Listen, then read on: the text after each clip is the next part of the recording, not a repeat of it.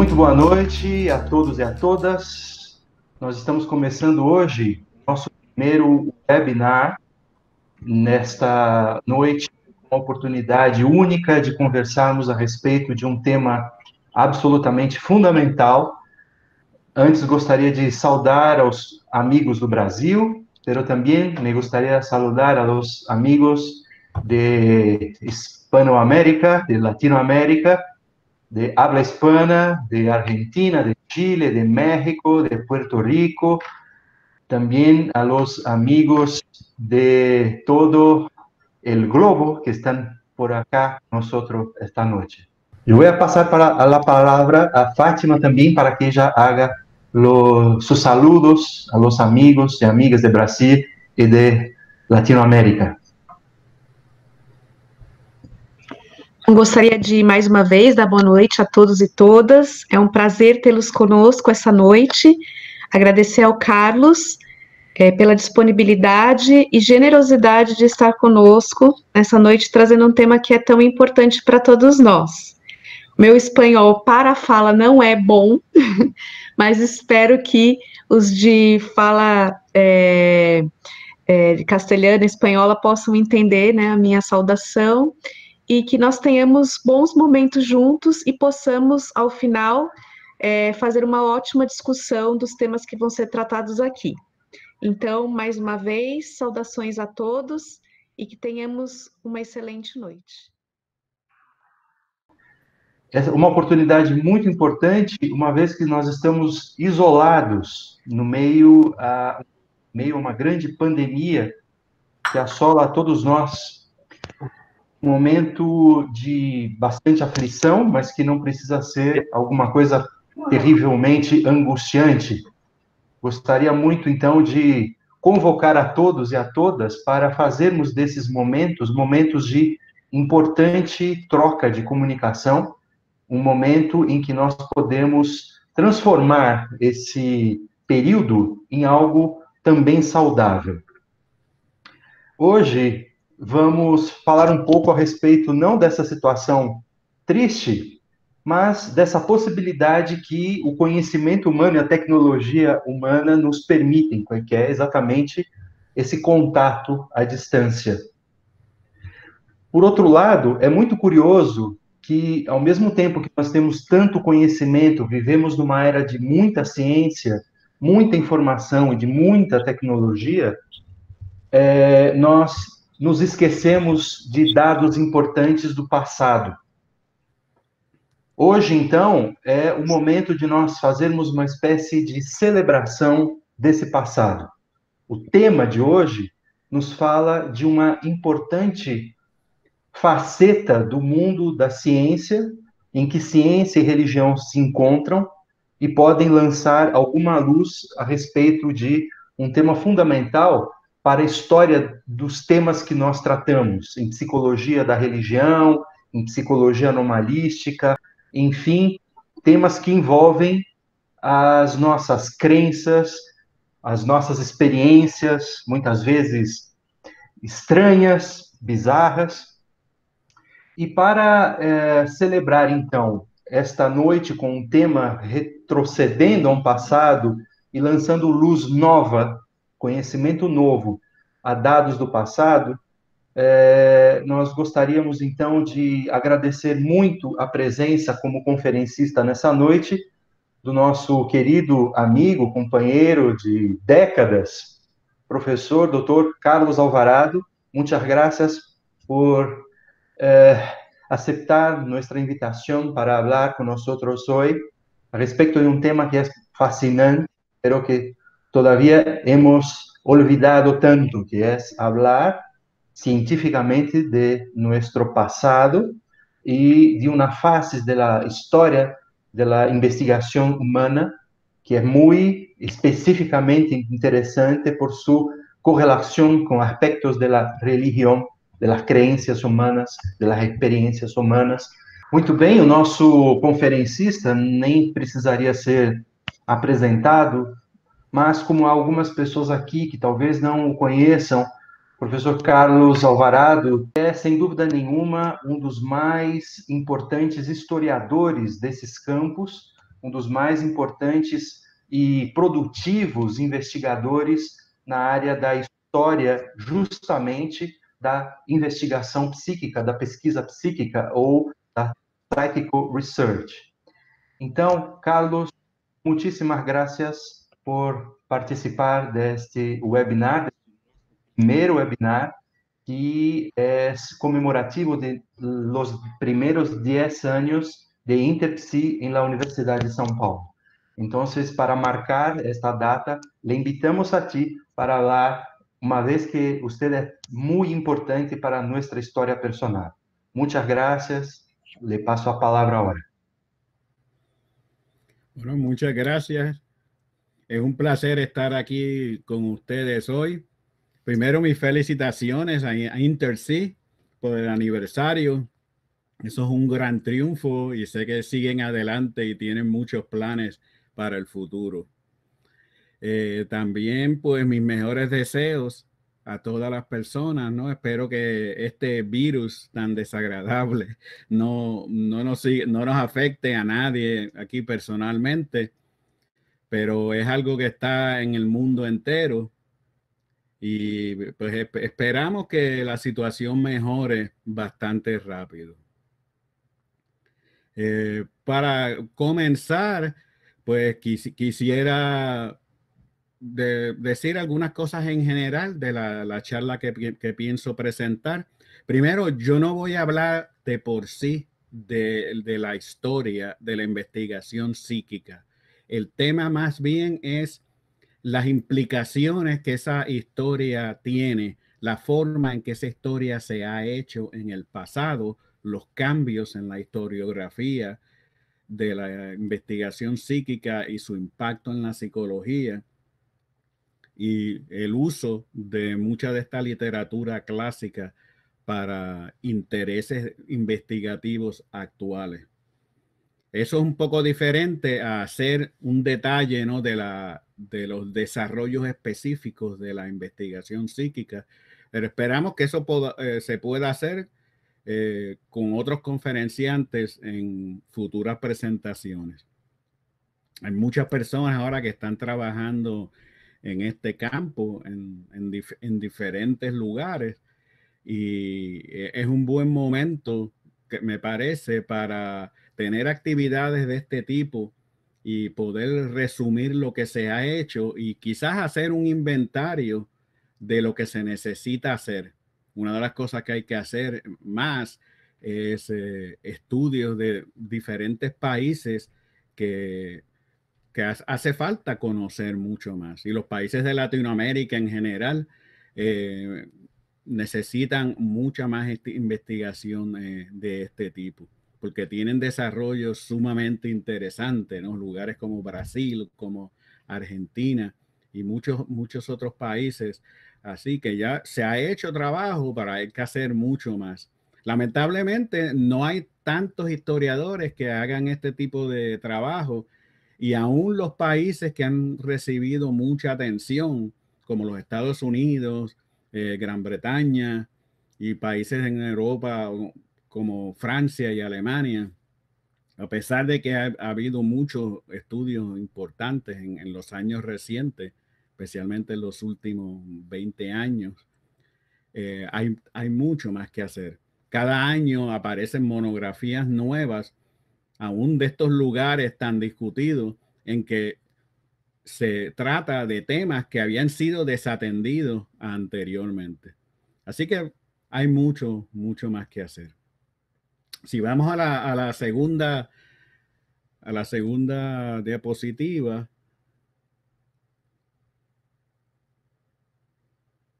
como había dicho, pues quiero hablar de la importancia de la contribución histórica de la investigación psíquica a la psicología.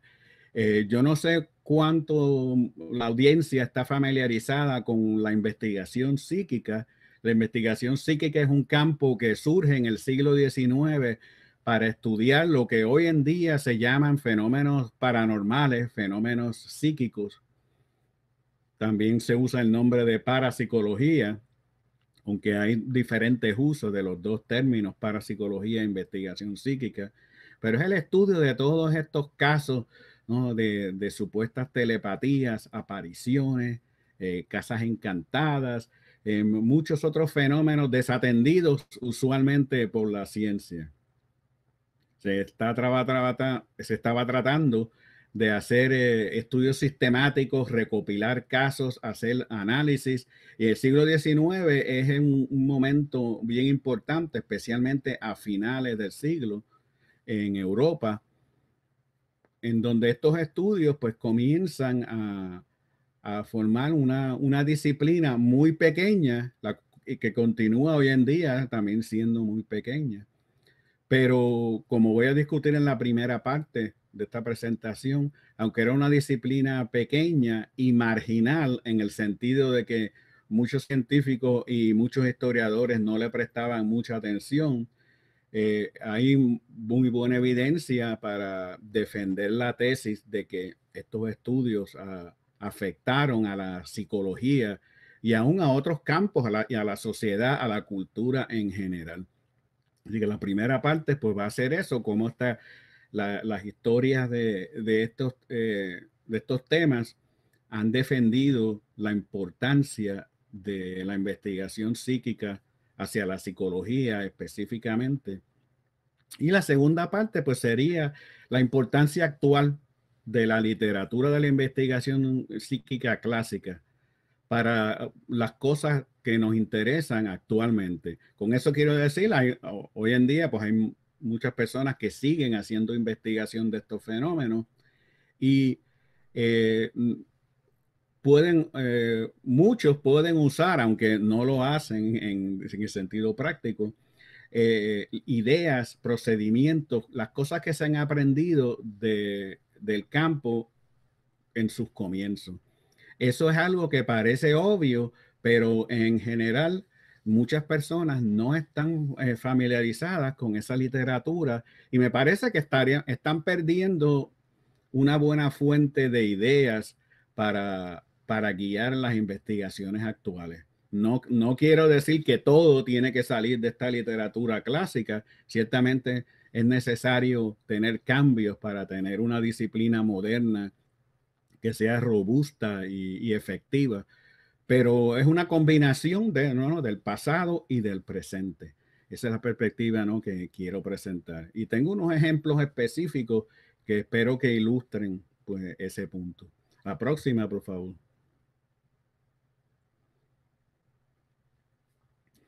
Pues vamos a empezar con el tema de la historiografía de la psicología, ¿no? Los historiadores de la psicología y de la psiquiatría también, en muchos aspectos, han ignorado a la investigación psíquica en general. En la próxima podemos ver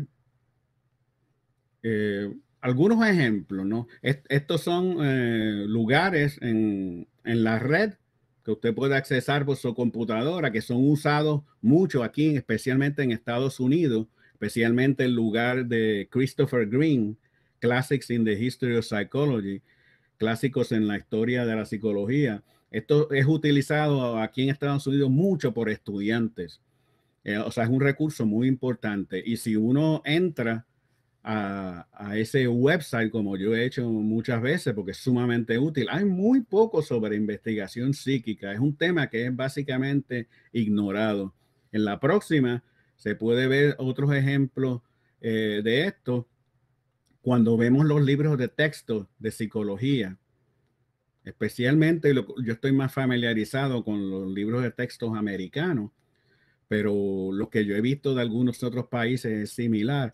Hay una serie de temas que son lo que se enfatiza, ¿no? La filosofía, psicofísica y los aspectos clínicos y muchos otros temas. La investigación psíquica, pues, es un tema que en general es ignorado. La próxima, por favor.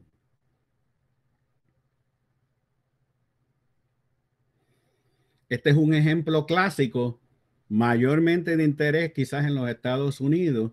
A History of Experimental Psychology es un libro clásico de Edwin Boring, que fue un historiador muy influyente en la psicología norteamericana. Él estuvo activo por muchos años, pero empezó a publicar desde como de 1930 hasta la década de los 50, y estos libros se usaban mucho en la enseñanza de la psicología en las universidades. Fue un libro de texto muy influyente y un libro muy bueno, muy sistemático, con muchas ideas. Es muy interesante ver cómo está la segunda edición de este libro. Menciona la investigación psíquica, pero solamente en una nota muy pequeña al final de un capítulo, básicamente dando el mensaje de que sí, estos temas existieron en el pasado, pero eran temas marginales que no eran tan importantes y obviamente pues no merecían, para, en la opinión de Boring, que fueran considerados dentro del libro. El único lugar que tenían era en una nota al final. Y esa es la visión en general que muchos historiadores han tenido por muchos años y que todavía se ve en muchos otros libros próximos. Estos son otros libros no más recientes. Como dije, estoy enfatizando más la literatura norteamericana. Aquí hay mucho, es una producción, es un gran negocio producir este tipo de libros, porque hay muchos cursos universitarios que los necesitan y cada año aparecen muchos de estos tipos de libros.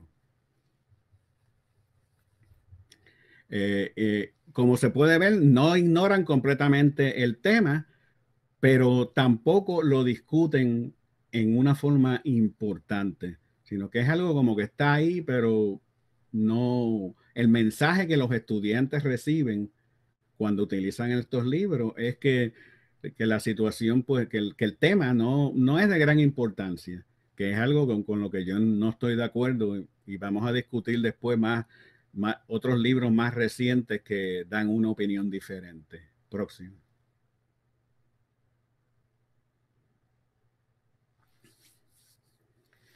Ha habido una literatura, y estos son algunos ejemplos recientes, incluyendo uno de mis artículos, que básicamente presentan la idea de que a través del tiempo muchos psicólogos han combatido el espiritismo y a los fenómenos psíquicos con la intención de separar la disciplina de la psicología de la investigación psíquica.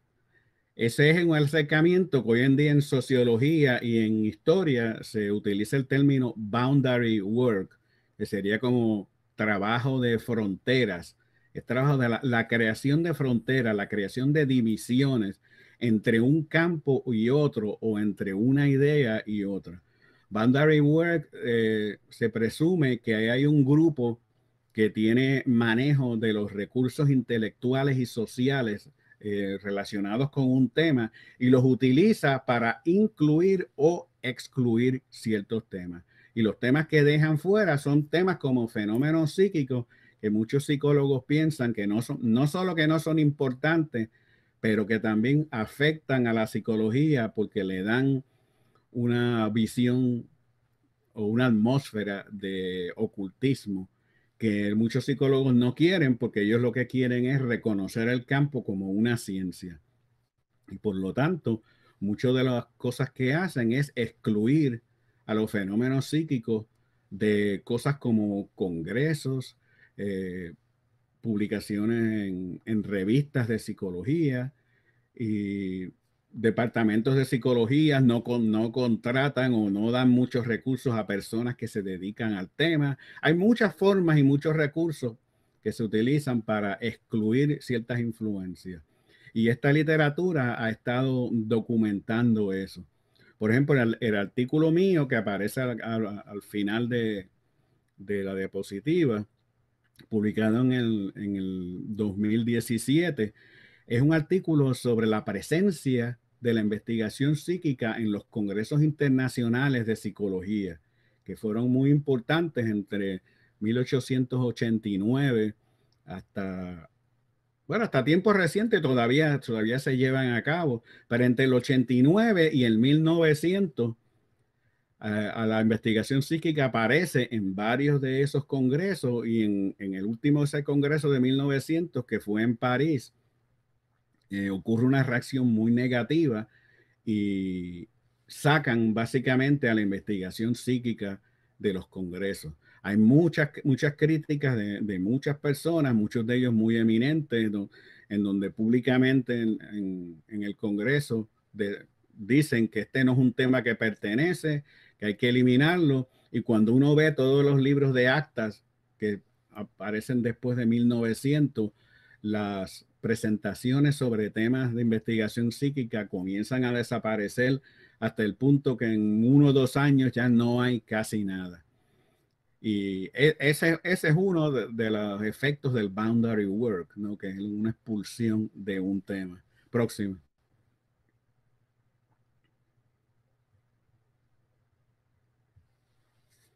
Una de las cosas que ha ayudado a que hayan estudios históricos sobre el rol de la investigación psíquica son cambios muy importantes en general en la historia de la ciencia.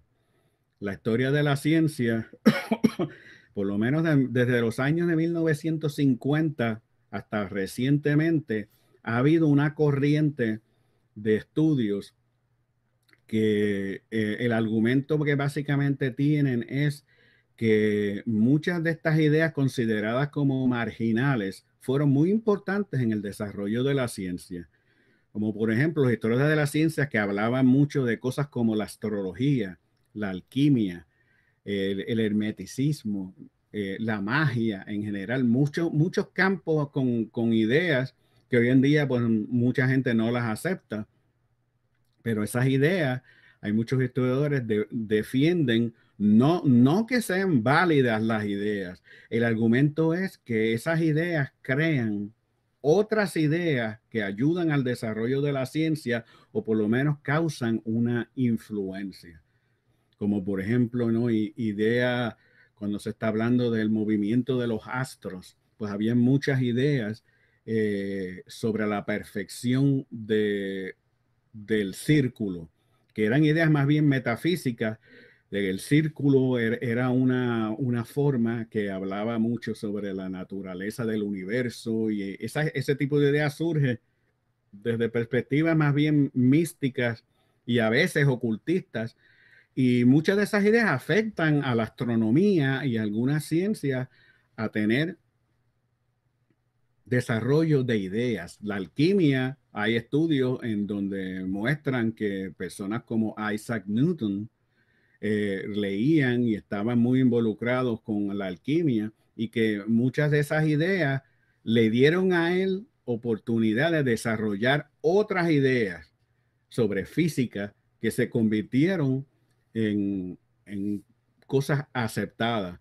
La alquimia quedó olvidada y quedó olvidada también esa influencia el origen de ciertas ideas que Newton obtuvo. Y no solamente él, sino muchas otras personas. La próxima. Estos son algunos ejemplos de ese tipo de literatura, empezando desde el trabajo de Frances Yates, que fue una historiadora muy, muy influyente. Esos fueron más los comienzos. Había material antes de ella, desde los años 50, y aún un poco más temprano, pero ella básicamente da un cambio grande y fue muy controversial en el momento. Más adelante, pues pueden ver, hay muchos otros libros y estos son solo muy, muy pocos libros. Si ustedes se van a limitar solamente a uno de ellos, les recomiendo este que está aquí, que es un libro de la portada roja, publicado en 1984, que es una antología de artículos que presentan todos diferentes puntos de vista de cómo magia, ocultismo, astrología, todos esos temas influyeron en la llamada revolución científica del siglo XVII. El editor de ese libro era escéptico a ese punto y es muy interesante porque él es casi uno de los pocos en el libro en donde él dice: eso no es cierto, la magia, la astrología, esas cosas, eso era marginal. Yo no creo que eso fuera muy importante para el desarrollo de la ciencia. Y el resto de las personas, personas como Dibus, Westphal, Hunter, muchos otros historiadores que se volvieron muy conocidos en esas áreas, tenían la visión opuesta de que no, salieron ideas que afectaron de forma positiva al desarrollo de la ciencia. Y vuelvo a decir, el punto no es decir que la alquimia es real, que la astrología es real. Ese no es el punto. El punto es decir que todos esos movimientos, como cualquier otro movimiento que se crea, tiene implicaciones en afectar el pensamiento de personas. Y ellos dicen que, y como hay mucha evidencia al respecto, que todas esas ideas afectan al desarrollo de la ciencia, de lo que hoy conocemos más como física, biología, muchas de las ideas básicas que movieron todo ese tipo de disciplina fueron afectadas por todas estas tendencias ocultistas. Claro, esto no quiere decir que esta sea la única influencia, es una entre muchas.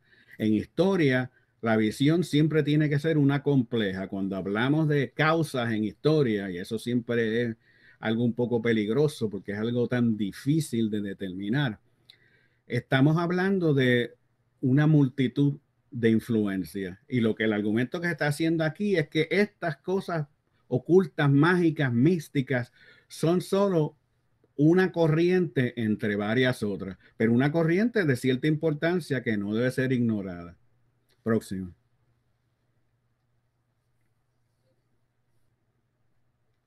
Hay una literatura muy similar que es sobre la relación entre la ciencia y la religión.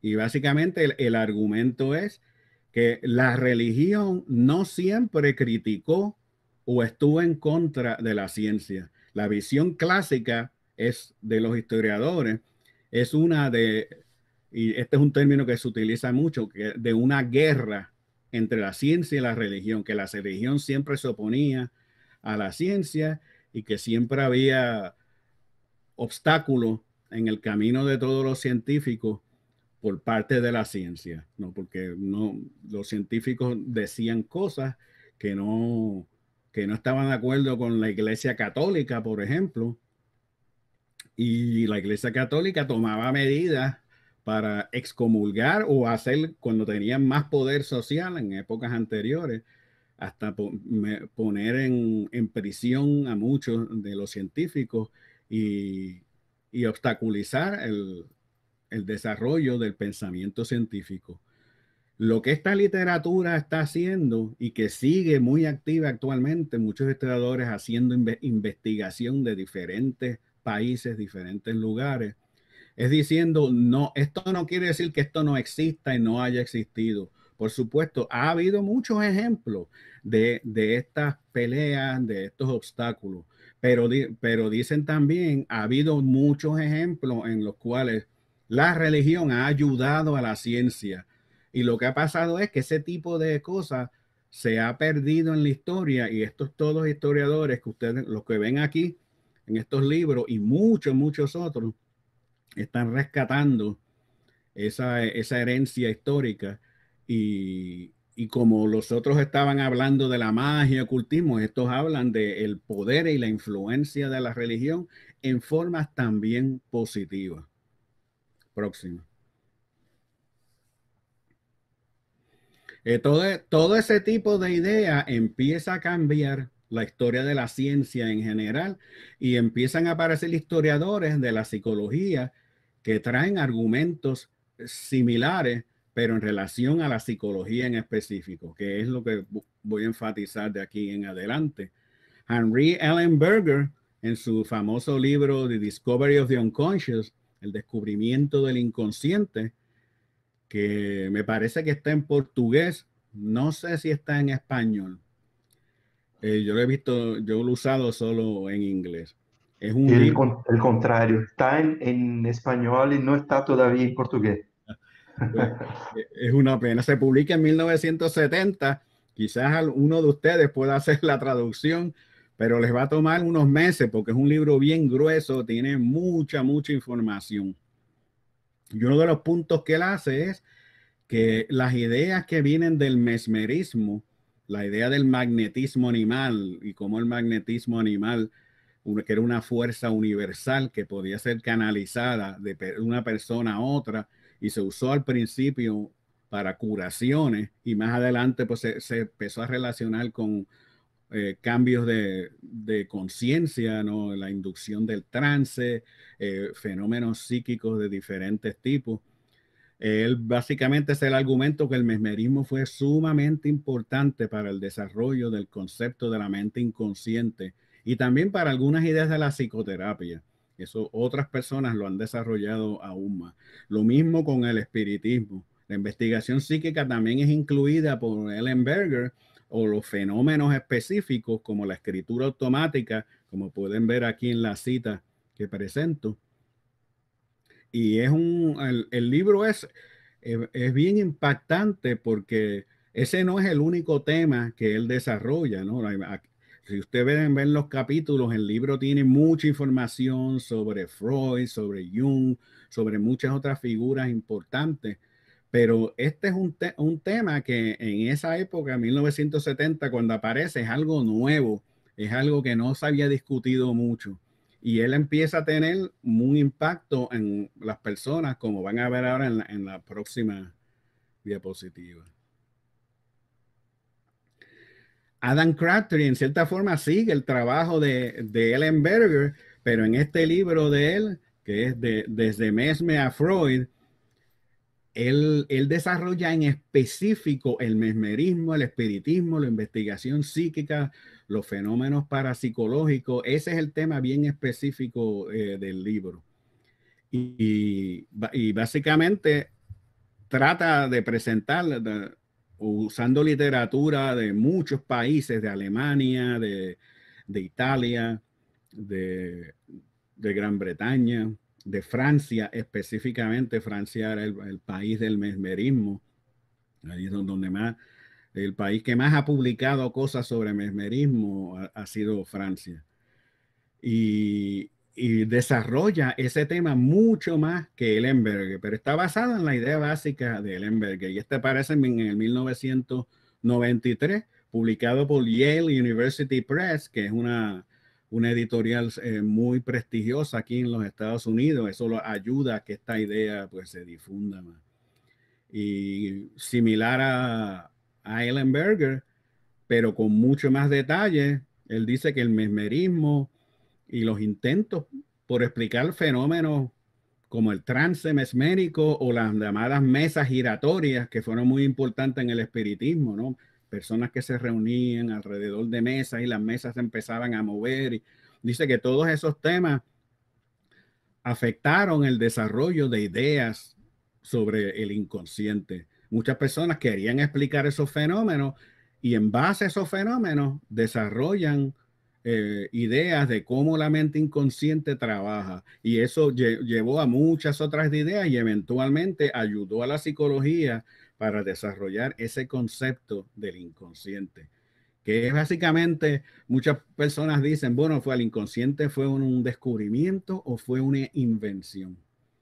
Yo creo que hay un poco de ambos, pero en muchos aspectos fue una invención, porque fue básicamente intentos en explicar muchos de estos fenómenos y se crean muchas ideas de movimientos inconscientes, pensamientos alternos inconscientes que llevan a fortalecer la idea del inconsciente. Hoy en día, todos los que están en psicología, pues no es nada extraordinario aceptar la idea del inconsciente, pero en esa época, estamos hablando a mitad del siglo XIX, la idea de una mente inconsciente era un concepto controversial y muy discutido. No todas personas lo aceptaban, algunos no creían que era cierto, y pues es muy importante darnos cuenta cuáles son los fenómenos, ¿no?, que afectan esta creencia. Próximo. Este es otro ejemplo de estos estudios históricos. Eugene Taylor, trabajando aquí en los Estados Unidos sobre William James on Consciousness Beyond the Margin, sobre la conciencia más allá del margen, y el margen aquí básicamente quiere decir la conciencia, ¿no? Tenemos una conciencia de ciertos estados mentales, ciertos fenómenos, pero hay cosas que están fuera de nuestra conciencia, y eso es a lo que Eugene Taylor se refiere. Él fue un especialista con William James, la obra de William James, el famoso filósofo y psicólogo norteamericano.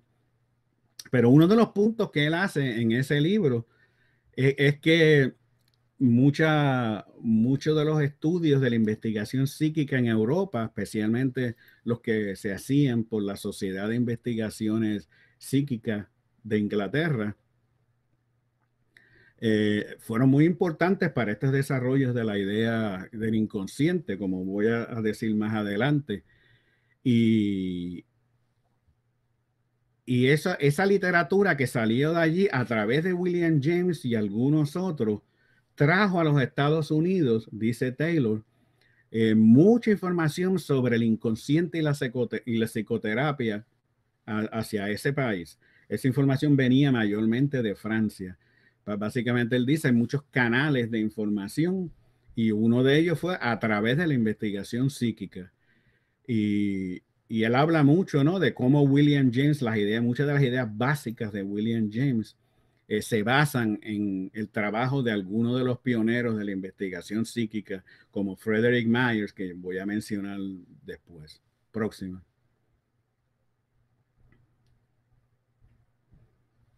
Pascal Le Malefant es otro psicólogo francés que ahora en tiempos modernos investiga la historia de la psicopatología en Francia. Y es muy interesante porque lo que él hace es que él documenta cómo varios médicos, psiquiatras en Francia, como los que ven aquí en las dos fotografías a mano derecha, crearon varios diagnósticos basados en los fenómenos de los mediums. Ellos observaban mediums que caían en trance y te mostraban ciertos cambios de personalidad. Y ellos lo interpretan de forma patológica, pero van más allá y crean ciertos síndromes, ciertos diagnósticos psiquiátricos. Eso afecta la psicología y la psiquiatría francesa y es otro ejemplo específico sobre cómo las ideas basadas en estos fenómenos psíquicos pueden afectar el campo de la psicología o de la psiquiatría. Este es un libro muy interesante e importante, pero no, como yo entiendo que no ha habido ni traducciones fuera del francés y no es demasiado conocido. Próximo.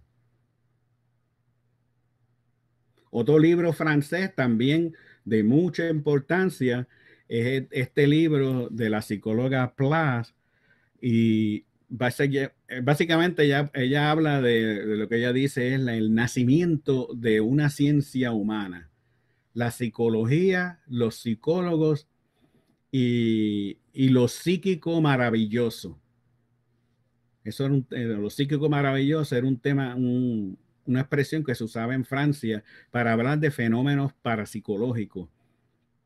Y ella básicamente muestra bastante bien, diría yo, analizando la literatura psicológica francesa de finales de siglo, como entre 1875 en adelante, cómo muchas de las ideas sobre telepatía y otros tipos de fenómenos que ellos llamaban más sugestión mental afectan el desarrollo del concepto de la mente inconsciente, que en esa época era un concepto sumamente importante porque estaba en pleno desarrollo. Es una pena que este libro tampoco tenga traducción, porque hace unos argumentos muy buenos que otras personas han estado haciendo en otros lugares, pero que ella yo creo que lo hace de una forma muy específica. Pero aún así ha sido muy influyente en Francia y ha sido muy influyente en mi propio trabajo, porque mucho de lo que yo he hecho, y después voy a mostrar lo que yo he hecho, la inspiración viene comentó de investigación de lo que otras personas han hecho anteriormente. Próximo. Muchos otros autores han continuado este trabajo, ¿no? Y han defendido la idea de influencias positivas de la existencia de los fenómenos psíquicos y la mente inconsciente. Vuelvo a decir que esto no necesariamente le pide al historiador que crea en la realidad de los fenómenos, pero teniendo estas ideas en la psicología, es como una fuerza que entra y genera muchas más otras ideas y es una influencia intelectual. Un libro muy importante aquí es la History of Hypnotism, una historia del hipnotismo por Alan Gold. Entiendo que este tampoco se ha hecho traducción, pero es un libro más reciente, un libro muy grueso y muy sumamente interesante, que es quizás el libro más detallado que existe sobre la historia de la hipnosis, cubriendo todos los países europeos y algunos países de Latinoamérica, pero no mucho. No, las cosas que se publican en español o portugués, en muchos de estos estudios no se presta mucha atención. Ahí es donde yo espero que algunos de ustedes continúen esa obra. Pero lo que hace Alan Gold es que dentro de todos los desarrollos del uso de hipnosis como terapia, como argumentos para el desarrollo de muchas cosas relacionadas con la mente, él coloca los fenómenos psíquicos y básicamente muestra que era todo parte de una gran red de fenómenos y de ideas. Y que lo que muchas personas han hecho recientemente es separando todos estos fenómenos psíquicos y olvidándonos de eso en el desarrollo de la psicología, pues es básicamente ignorar parte de nuestra historia. Próxima. Voy a decirle algunas cosas sobre mi trabajo. Básicamente, yo he seguido mucho de la línea de estos investigadores en muchos artículos que he estado tratando de defender la idea, ¿no?, de una influencia positiva hacia la psicología de todos estos fenómenos. Y una de las cosas que a mí me interesa es traerle esta información a los psicólogos. No necesariamente dejarlo en este campo abstracto de los historiadores. Muchas veces los historiadores de las disciplinas no se comunican muy bien con los científicos de la disciplina. Pero a mí me interesa que esta información le llegue a los psicólogos para que se acostumbren a ver esa perspectiva y no la vean como algo fuera de lo común. Próximo.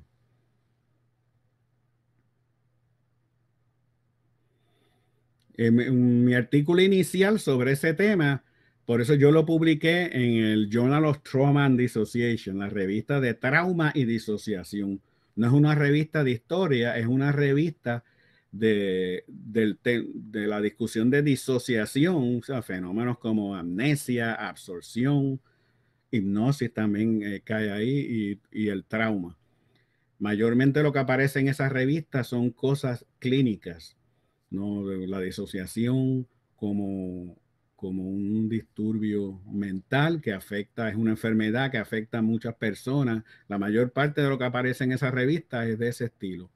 Y yo lo que les envío este artículo, que me lo aceptan solo con la condición de que lo haga mucho más corto, porque lo encontraron demasiado largo, pero no me piden ningún cambio básico y lo que yo quiero decirles es más bien presentar a la famosa Sociedad de Investigaciones Psíquicas, que es fundada en el 1882 en Londres, en Inglaterra, y es el comienzo en Gran Bretaña de la investigación psíquica sistemática. No es una sociedad que forma varios comités y empiezan a recopilar información, a hacer experimentos, hacen este campo mucho más sistemático de lo que era antes.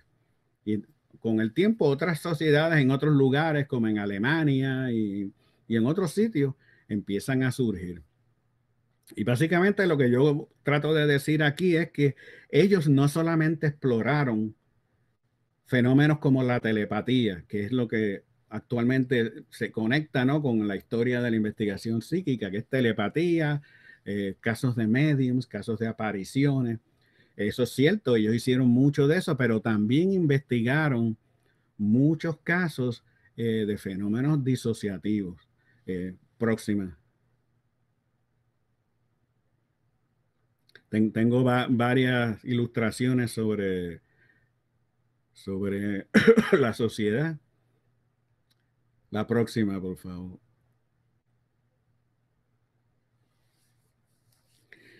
Y lo que yo presento en el artículo es algo que se había discutido antes, pero no tan específicamente.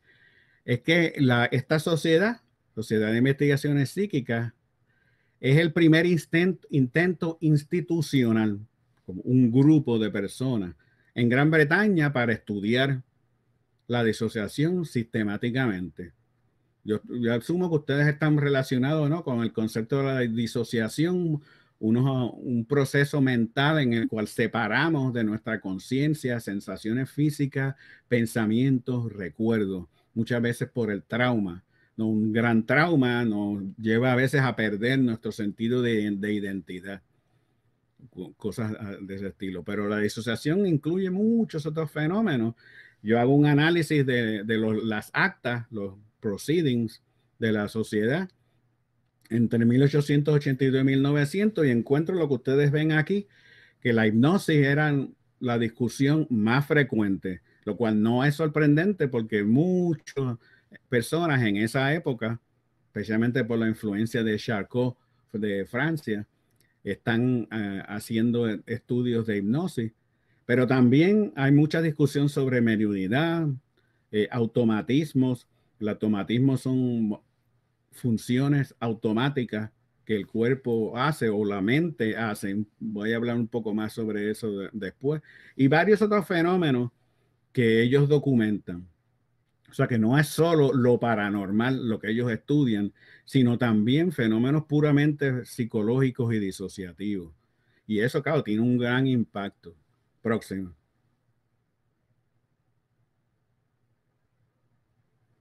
Estos son algunos ejemplos específicos de artículos que aparecen en las actas de la sociedad. El que aparece aquí grande, que se titula Case of Double Consciousness, es un caso fascinante. Es el famoso caso de Ansel Bourne, que es un hombre que le cambia de los Estados Unidos, que un día sale de su casa y no regresa. Y encuentran después, varios meses después, lo encuentran en otro lugar viviendo en donde él había perdido su identidad y había establecido un negocio y estaba teniendo una vida normal, pero no recordaba nada de quién era. Y poco a poco, pues empieza a recordar, ¿no? Hace un tratamiento con hipnosis y muchas otras cosas, pero este caso fue sumamente importante para los estudios de disociación en Estados Unidos y también en Europa, porque muchos de los franceses y otros citan estos casos. William James estuvo involucrado y el principal investigación fue Richard Hodgson, que era un investigador psíquico de origen australiano. Próximo.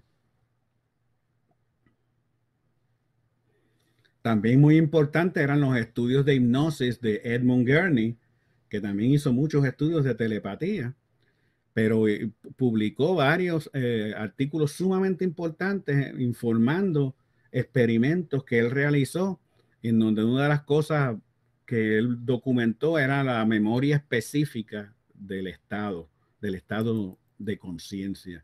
Básicamente quería decir que cuando la persona estaba en hipnosis, aprendía o hacía algo y cuando salía de hipnosis no recordaba eso, pero volvía a recordarlo cuando volvía al mismo estado hipnótico. O sea que esa memoria dependía del estado hipnótico y no se generalizaba en general. Eso es un concepto que todavía tenemos en estudios de hipnosis y en estudios de casos de personalidad múltiple y muchos otros fenómenos así. Pero fue también muy influyente. Los trabajos de Gurney fueron muy citados por el famoso Pierre Janet, que era un psicopatólogo francés que hizo mucho por el concepto de la disociación y estudió muchos casos fascinantes en Francia. Próximo.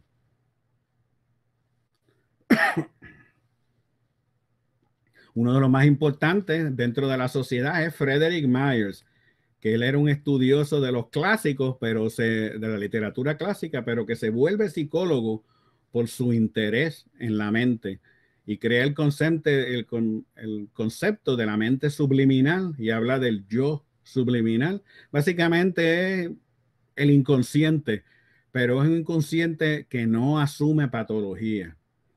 Es un inconsciente que puede pasar a la próxima.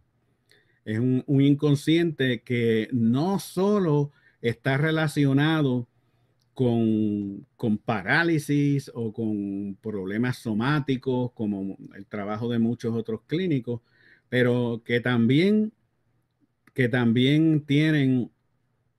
tenía mucha relación con fenómenos parapsicológicos. Y él habla mucho, ¿no?, de los automatismos, de cómo ese yo subliminal utiliza recursos que salen de esa mente inconsciente, como imágenes mentales o movimientos o hablar de una forma automática, lo que él llama automatismos sensoriales o automatismos motores. Esa es la forma, ¿no?, en que la mente inconsciente se comunica. Y claro, eso se ha visto anteriormente y se ha visto después. Freud habló de cosas parecidas, pero con terminología diferente.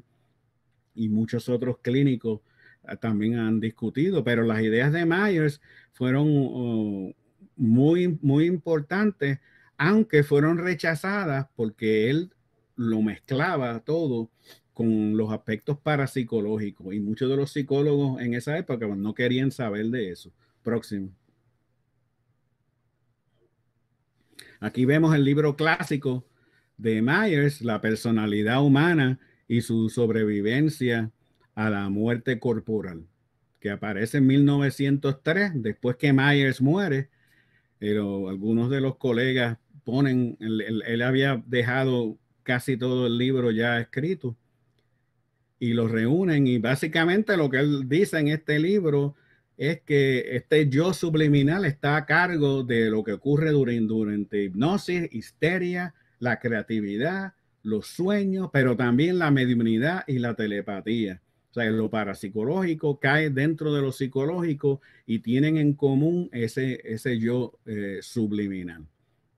Él también, claro, empieza a hablar de aspectos más metafísicos y defiende la existencia del espíritu humano y de su sobrevivencia a la muerte. Así que ese es otro aspecto que tiene Myers, que también contribuyó a que fuera marginalizado por muchos de los psicólogos, muchos de los psicólogos, es interesante, fueron influenciados por él, personas como Pierre Janet, que utilizan muchos de los casos y muchas de las ideas de Myers sobre esa mente subliminal, pero no aceptan nada de telepatía, nada que sea positivo. Lo ven todo a nivel patológico. Así que es una influencia parcial que Myers tiene. Próximo. Estos son otros artículos que yo he hecho. Me he aprovechado de que hay interés en esta revista History of Psychiatry, que es publicada por la compañía Sage, que publica muchas revistas de muchos temas diferentes, de ciencia y de otras cosas. Y lo que yo he hecho es utilizar esta sección que ellos tienen de comentar textos clásicos. Uno saca un texto de algo que alguien escribió, algo que William James escribió, lo reproduce en el artículo, pero lo ponen en un contexto histórico con una introducción que dice por qué ese tema es interesante.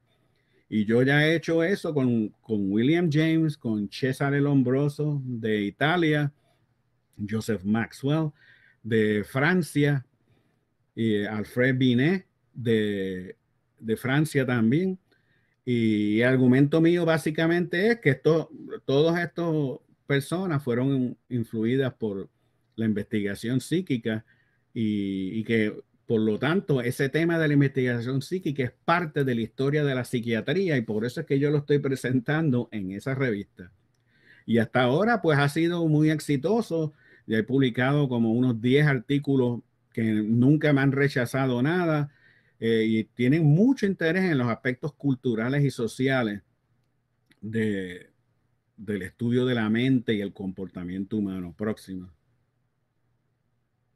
Este es un poquito más de detalle sobre, este fue el primer artículo que yo publicó con ellos sobre la obra de Alfred Binet, que es muy conocido en los estudios de la inteligencia, pero antes de entrar en inteligencia, en la medición de la inteligencia, él escribió mucho sobre hipnosis y fenómenos disociativos. Y básicamente, pues él usa mucho de los fenómenos de los mediums como un ejemplo de disociación, y ahí la investigación psíquica básicamente influencia las ideas que él desarrolla. Es el mismo caso de Pierre Janet y de varios otros. Próximo. Otros artículos han sido en otros foros diferentes, ¿no? Estos son en revistas de psicología y de psiquiatría. Por ejemplo, tengo uno que escribí con Stanley Krippner, que se publica en el Journal of Consciousness Studies en el 2010, que es sobre pues, cómo William James combinó disociación e investigación psíquica en varios de sus artículos y cómo eso pues, fue de influencia para ambos campos. Tengo uno que como verán aquí, publicado en el 2007, que es en portugués, con Fátima Machado, Wellington Sangabi y con Nancy Singroni. Esa es una revisión más bien general de cómo la mediunidad o la idea de la mediunidad, de que hay individuos que pueden canalizar mensajes o comunicaciones del mundo espiritual, cómo esas ideas afectan muchas ideas psicológicas y psiquiátricas. Y así por el estilo. La próxima. Estos son más artículos en revistas, especialmente revistas de parapsicología. Uno de ellos también hecho con colegas aquí de Brasil, Maraldi, Machado y Sangari, que aparece en el 2014, es sobre el psicólogo suizo Theodore Flournoy. Fue sumamente importante y más adelante voy a hablar más sobre él. Pero aquí nuevamente trato de documentar con casos específicos, algunos más diferentes a lo que ya he discutido anteriormente, esta idea de que toda esta investigación psíquica ha influenciado a la psicología. Próximo.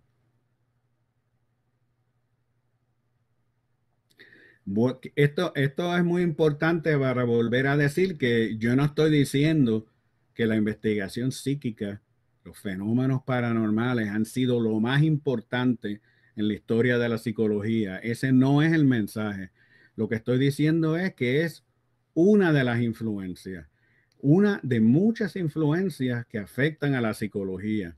Por ejemplo, estos son muchas de esas otras influencias como casos de fenómenos disociativos, la histeria, la amnesia. Muchos estudios de esos fenómenos influyen al desarrollo. Experimentos mesméricos e hipnóticos que no necesariamente tienen conexión con la investigación psíquica. Ideas fisiológicas, ¿no? Estudios de, por ejemplo, el fenómeno de la afasia, cuando las personas tienen lesiones cerebrales. Mucho de eso ayuda al desarrollo sistemático de la psicología. Muchas cosas que llevan a la profesionalización de la psicología. Hay mucho movimiento para tener a la psicología como una profesión específica, con desarrollos institucionales, el desarrollo de fundación de departamentos en universidades, de laboratorios. Todos estos son cosas muy importantes que influyen también, y hay muchos otros más, en el desarrollo de la psicología. Así que no estoy diciendo que los fenómenos psíquicos paranormales han sido el único aspecto, pero ciertamente hay suficiente trabajo con todas las personas que he mencionado y mi propio trabajo que sostiene que esa tesis es viable, se puede defender con datos empíricos. Pero vuelvo a decir, solamente es una de muchas influencias. Hay que ver estas cosas siempre en contexto. Próximo. Bien, aquí es una transición. Hasta ahora yo hablé de los estudios históricos. Ahora el tema que quiero traer está muy relacionado, pero es más bien personas que tienen interés ahora en los fenómenos psíquicos o paranormales, como muchos los llaman, cómo el uso de la literatura histórica puede ayudarlos en forma práctica a hacer sus investigaciones. Próximo.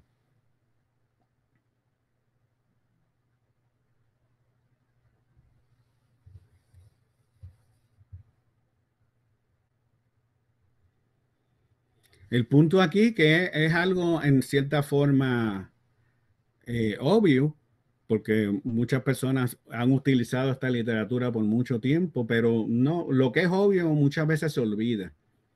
Y es que mucha de esta literatura clásica, y estoy hablando de la literatura clásica en términos muy bien amplios, ¿no? Mucho de lo que se publica antes de 1930, por ejemplo.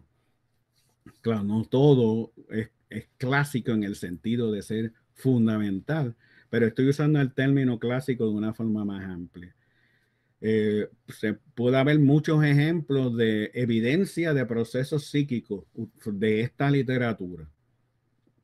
Características de casos, como lo que menciono aquí, y fuentes para generar hipótesis específicas para hacer nuevas investigaciones. Esta literatura, como toda literatura científica, ocurre también en psicología, ocurre también en la física, en otras cosas. Hay mucha de esta literatura tiene cosas que han sido olvidadas por una razón o por otra. Se han olvidado ciertas ideas que todavía podrían aplicarse al presente. El próximo. Por ejemplo, este es un artículo que yo publiqué en el 2010 en el Journal of Scientific Exploration, que es una revista que se dedica a muchos de estos temas de investigación psíquica y muchas áreas controversiales de la ciencia, que es en específico cómo esa literatura antigua sobre el tema de la mediunidad, especialmente la mediunidad mental, comunicaciones que se reciben por escritura automática o por formas verbales, cuando la persona habla bajo trance, cómo hay mucha información en toda esa literatura que todavía es relevante para nosotros, como por ejemplo el trance de muchos mediums. Hay mucha información sobre la función del trance, las etapas del trance, cuán profundos eran los trances en muchos de estos mediums. Y este es un tema que me parece a mí que utilizando esa información anterior, hoy en día podríamos hacer estudios mucho más avanzados. Hoy en día tenemos una instrumentación psicofisiológica que no existía en los años de 1920 o aún antes. Se puede hacer mucho más. También ahí verán que hay muchas otras formas de que se puede seguir esto, ¿no? Ideas de psicopatología, que eso ya se está haciendo y se ha hecho mucho de gran importancia. La vieja idea que tenía Pierre Janet y muchos otros del siglo pasado, que la mediunidad es algo patológico. Bueno, eso hay que ponerlo a prueba. Y yo diría que la evidencia que tenemos actualmente no corrobora muchas de las ideas de Janet y de muchas de esas personas, ¿no? Pero lo importante es uno tener acceso a muchas de esas ideas y ver qué se puede hacer actualmente. Y mucho se puede hacer actualmente si uno tiene los recursos y tiene los sujetos necesarios para hacer buena investigación. Próximo.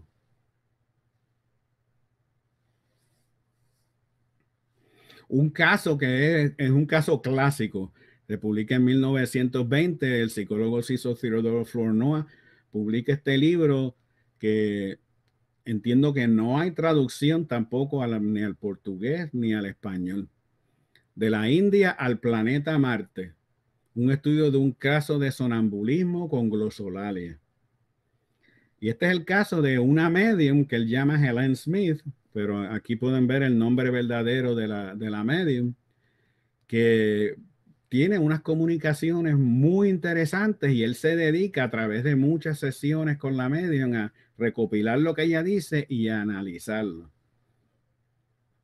Él creía que estas ideas el funcionamiento de la mente mediúnica quizás nos podía dar muchas ideas sobre la psicogénesis normal, básicamente los procesos de pensamiento normales en los seres humanos. Próximo. Él documenta lo que él llama romances, que son más bien historias que la medium produce, y los llama ciclos. Un ciclo hindú, el ciclo de la realeza y el ciclo marciano, que es el más interesante. El ciclo de la realeza era comunicaciones sobre una vida anterior en Francia como Marie Antoinette. Ahí ven la foto de ella, muy conocida en relación a la historia de Francia y la Revolución Francesa. Pero lo que más ha interesado a la gente de lo que Flournoy analizó fue el ciclo marciano, porque estas comunicaciones con marcianos sobre el planeta Marte es algo tan extraño y tan fascinante que pues ciertamente atrae la atención. Próxima.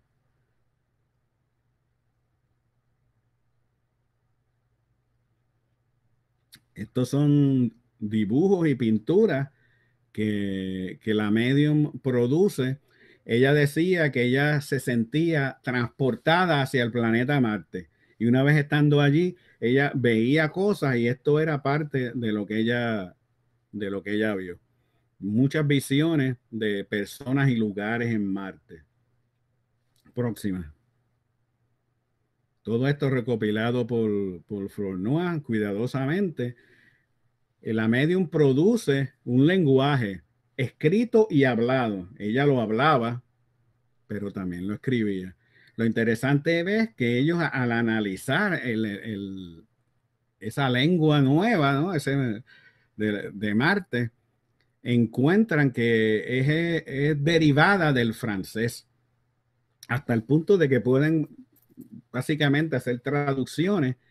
Y claro, eso le indica a Flournoy que pues, no estaban hablando con el planeta Marte, sino que básicamente era una creación inconsciente de la medium. La próxima. Y eso lo lleva a él entonces a desarrollar muchas ideas de la creatividad subconsciente. Muchas de esas ideas, diría yo, todavía son válidas y se pueden explorar mucho más hoy en día con diferentes mediums. Lo que hay que tener son buenos mediums que produzcan mucho de ese material y personas interesadas en el tema. Pero había muchas otras personas en esa época, la famosa Leonora Piper. Aquí ven una foto de ella cuando joven, que fue investigada por William James y por muchos otros, como ven alrededor en la fotografía. Estos son los casos de mediunidad mental verídica.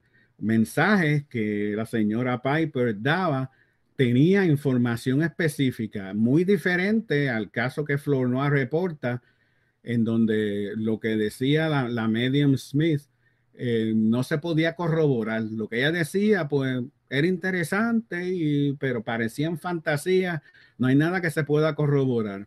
Lo que la señora Piper hace y muchos otros mediums después han hecho es que da información específica mucho más simple, cosas como nombres, fechas, relaciones de las personas que van a consultar a la medium, y son cosas que se pueden corroborar. Por ejemplo, ella hablaba y decía, pues, yo recuerdo cuando yo estaba vivo que yo conocía a tal persona y hacía estas cosas tal y tal. Pues eso se puede corroborar, eso o es cierto o es falso. Y no todo se corroboraba, pero había un % de cosas que eran ciertas y llevaron a todos estos investigadores que ustedes ven aquí a defender la existencia de una mediunidad verídica. O sea, que había información que no se podía explicar de otra forma. Estos son casos que todavía son importantes. Si uno está interesado en el tema de la sobrevivencia a la muerte, que es un área de la investigación psíquica, todavía tenemos que prestar atención hoy en día a muchos de estos estudios con la señora Piper, porque lo que se hace mayormente hoy en día con mediunidad no tiene mucha de esa información verídica. No tiene mucha de esa información que indica hacia la identidad de estos supuestos espíritus. Yo no digo que eso se demostró, eso sigue siendo hoy tan controversial como era antes, pero es un ejemplo bien específico de cómo cierto tipo de evidencia no es muy común hoy en día y tenemos que recurrir a muchos de estos estudios del pasado. Desde ese punto de vista, tenemos que conocerle toda esta literatura anterior. Próximo. El tema de las apariciones. Este libro, Phantasms of the Living, que se publica en el 1886, es el primer trabajo de gran magnitud de la Sociedad de Investigaciones Psíquicas de Londres. Aparece como unos 4 años después de la fundación de la sociedad. Y este es otro de los ejemplos que hoy en día bien pocas personas investigan este fenómeno. Si queremos saber sobre este tipo de apariciones, son más bien, cuando digo apariciones de los vivos, son cuando uno ve una aparición, uno tiene una visión de una persona que aparece, pero no es una persona que ha muerto, es una persona que está viva. Y usualmente, pues uno encuentra que esa persona estaba pasando por un estado emocional grande o algo le estaba ocurriendo. Pero es algo que es verídico en el sentido de que uno puede decir, bueno, en ese momento en que ocurre esto, esa persona tuvo un accidente y eso se puede corroborar. Y el libro tiene más de 700 casos, muchos de los que tienen una corroboración muy buena. Aquí vemos diferentes tipos, una clasificación que ellos hacen de muchos de estos tipos de apariciones que nos llevan a usar esta literatura antigua para entender algo de cómo estos fenómenos se manifiestan. Las de crisis son cuando una aparición aparece en un momento de gran crisis en la vida de la persona cae al agua y está a punto de ahogarse, o tiene un accidente. En esa época no había automóviles, pero van en caballo y a veces el caballo cae y la persona cae al suelo y en ese momento la ven a distancia. Esas eran las de crisis. Ahora hay muchas otras, ¿no? Como por ejemplo las experimentales, que eran los casos de personas que se sentaban y se concentraban para aparecérsele a otra persona, y unos bien pocos casos fueron exitosos. Ellos documentan eso también. Las apariciones de llegada también son muy interesantes, que son, uno está sentado en la sala de su casa y uno oye a un familiar que llega a la casa o lo ve entrar y de momento esa persona desaparece y unos 10 minutos después la persona llega otra vez. Pero esta vez es la persona realmente que le dice a uno, no, yo no estaba en la casa 10 minutos antes, yo estaba de camino a la casa. Es como una anticipación de la llegada de una persona. Casos fascinantes, ¿no? Puede haber muchas interpretaciones, pero aquí yo no estoy defendiendo la realidad de los fenómenos, que yo creo que hay buena evidencia para muchas de estas cosas, pero lo que yo estoy defendiendo aquí es de ese uso práctico de esta literatura para entender las características de estos fenómenos en tiempos pasados, que un ejemplo moderno podría ser ver si estos casos todavía se informan, y yo creo que sí, hay muchos que todavía ocurren, y podría ser que hubiese nuevas formas de manifestación. Próxima. Este es otro ejemplo. El astrónomo francés Camille Flammarion publica este libro, y aquí encontré una edición en portugués sobre lo desconocido y los problemas psíquicos. Es un libro que aparece en el 1900. También hay una traducción al inglés. Él colecciona más de 700 casos, muchos de ellos relacionados con la muerte, casos de apariciones, de intuiciones. Aquí hablo en específico de muchos casos de sueños precognitivos, sobre personas muertas, sobre eventos distantes. Es un libro fascinante, aunque no es demasiado cuidadoso en la documentación de los casos, pero aún así es impresionante ver la gran variedad de casos que existen.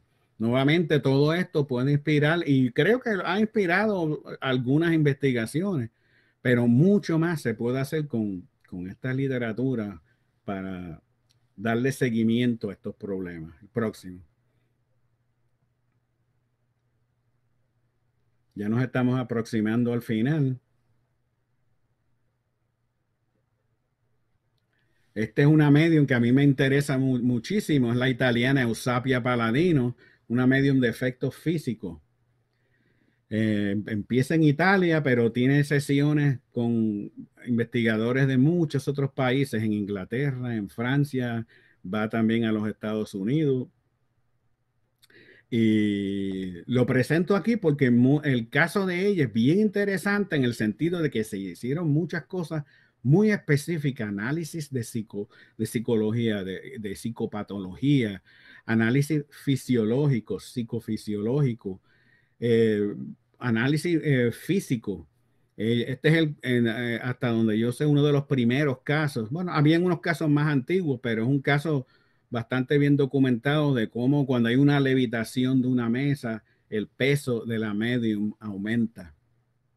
Eso es un fenómeno que necesita mucha más investigación y ha habido investigación, pero es algo que hay que darle seguimiento. Nuevamente, la idea aquí es que en una medium que tiene una literatura tan rica alrededor de ella y en varios idiomas, ¿no? En italiano, en francés, en inglés, podemos darle, si tenemos a una medium apropiada, se le puede dar seguimiento a muchas de esas cosas. De momento, pues muchos de estos efectos todavía dependemos de esta literatura más antigua. Próximo.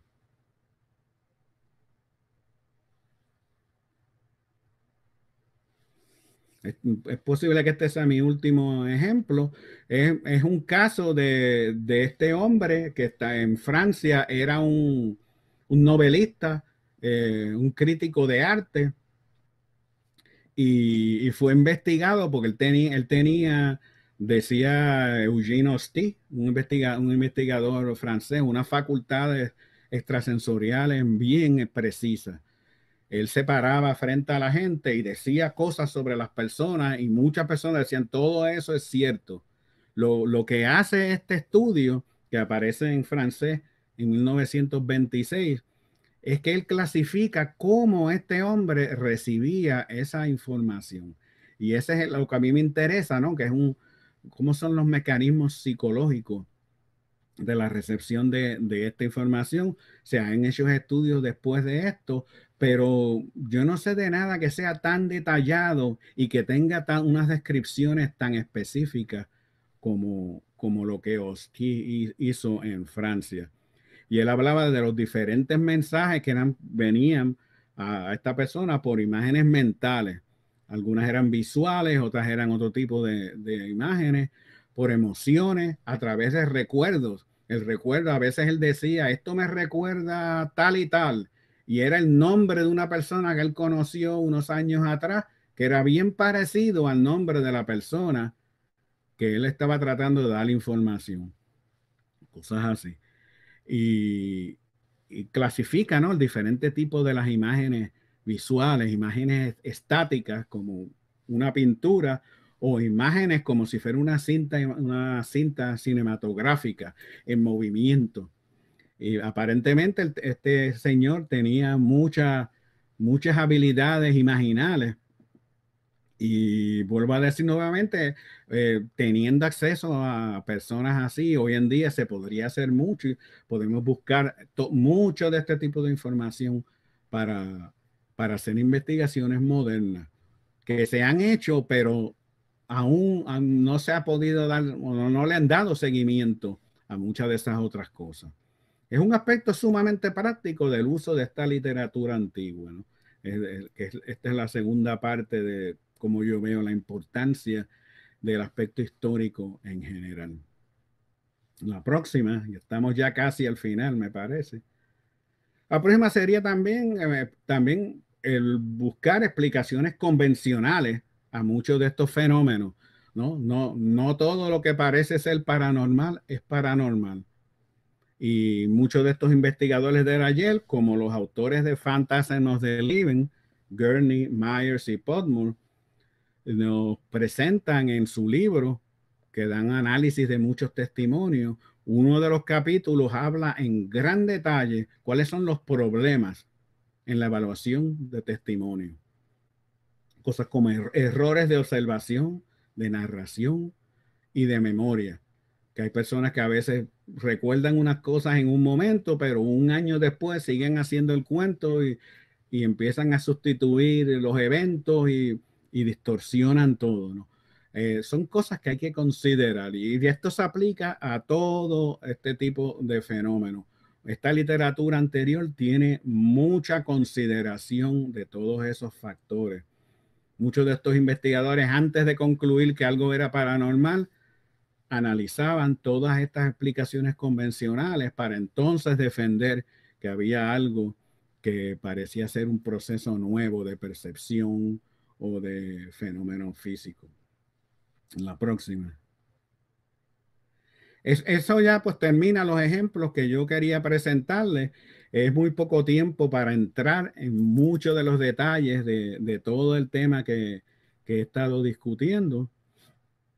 Pero en general mi punto es sencillo, que la literatura de la investigación psíquica afecta mucho al desarrollo de la psicología en muchos estudios históricos, como les resumí. Y también esa literatura, de una forma diferente, la podemos usar como psicólogos hoy en día, como científicos hoy en día, para generar ideas para estudios contemporáneos, ideas metodológicas, ideas teóricas, para poner a prueba hipótesis. Cualquiera que sea el interés de uno, es una gran ayuda, diría yo. Por eso la educación de personas que están en este campo, para mí, siempre debe incluir la literatura clásica, y lamentablemente ese no es el caso. Muchos de los investigadores actuales tienen un desconocimiento casi completo de esta literatura antes de los años de 1930. No toda la literatura es de gran calidad, eso hay que admitirlo, pero hay mucho que todavía yo creo que es válido y que nos puede enseñar muchas cosas diferentes, como ya les resumí. Y esto pues básicamente termina lo que yo quería presentar. En las próximas diapositivas hay información bibliográfica. Esta tiene muchas de mis publicaciones. La próxima tiene publicaciones, ¿no?, de otras personas. Hay muchos historiadores, ¿no?, que están entrando más en este campo y se está ampliando más el interés en estos temas a nivel histórico. Próxima. Aquí le doy una lista de unos 8 blogs que yo he preparado y que están disponibles, que son básicamente sobre bibliotecas digitales completamente gratis, en donde uno puede obtener mucha de esta literatura, mayormente antes de 1923. Desde el siglo XIX hasta 1923, mucho se puede encontrar en estas bibliotecas en muchos idiomas. En español hay mucho, pero mayor parte inglés, francés y alemán. Esas son las principales. Pero lo que le quiero decir es que hay acceso, que no hay mucha excusa para uno ser ignorante hoy en día de estos temas. La cuestión es si uno tiene interés y pone el tiempo, porque hay que poner bastante tiempo. La información se puede encontrar. En la próxima.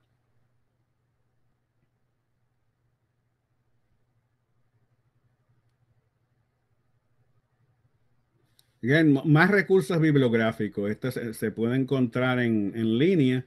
Son bibliografías específicas que yo he publicado en línea, que ayudan a encontrar diferentes artículos y diferentes fuentes. Por esto acaba mi presentación. En la próxima diapositiva, que es la final, pues les doy las gracias por su atención.